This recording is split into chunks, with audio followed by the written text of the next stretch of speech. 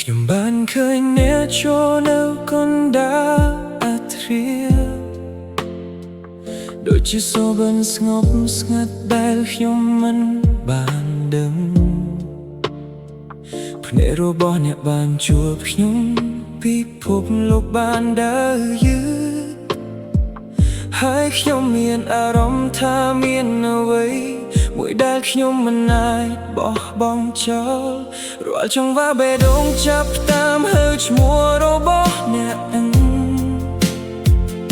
គ្មានអ្វីនៅជុំវិញយើងនៅដដែលនៅក្នុងស្នាមញញឹមរបស់អ្នកខ្ញុំបានរកឃើញកន្លែងរបស់ខ្ញុំដូចជាខ្ញុំបានវង្វេងហើយបានរកឃើញព្រះគុណរបស់អ្នកហើយខ្ញុំមិនចង់រត់មិនចង់លាក់ជាមួយនៅទីនេះនៅក្បែរខ្ញុំដូច្នេះនៅជាមួយខ្ញុំនៅយប់នេះកុំទៅណាកុំនិយាយលានៅក្នុងដៃរបស់អ្នកវាមានអារម្មណ៍ត្រឹមត្រូវ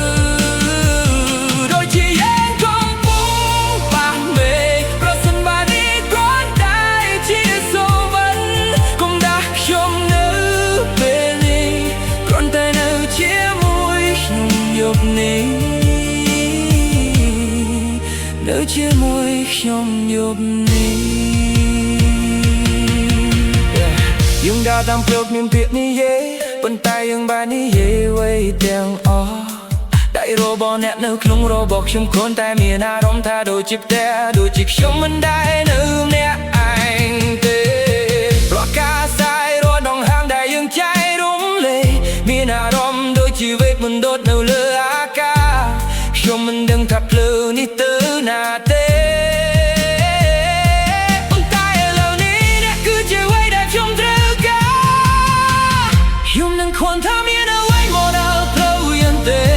តរំណាអ្នកសម្រេចចិត្តស្ញាក់នៅដូចនេះនៅជាមួយខ្ញុំនៅយប់នេះកុំទៅណាកុំនិយាយលានៅក្នុងដៃរបស់អ្នកវាមានអារម្មណ៍ត្រឹមត្រូវ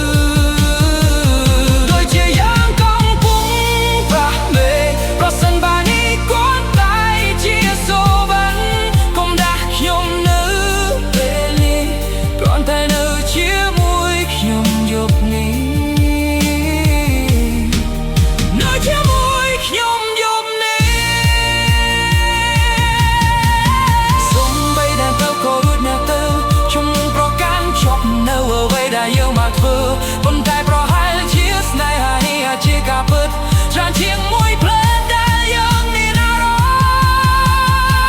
ណ៍ដូច្នេះនៅជាមួយខ្ញុំនៅយប់នេះកុំទៅណាកុំនិយាយលានៅក្នុងដៃរបស់អ្នកវាមានអារម្មណ៍ត្រឹមត្រូវដូចជាយើងកំពុងប៉ះមេឃប្រសិនបើជារៀងរហូតចាប់តាមនៅកន្លែង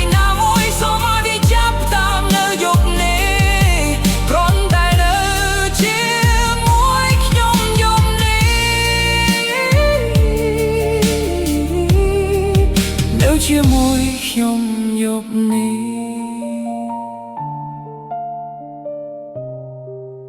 នៅជាមួយខ្ញុំយប់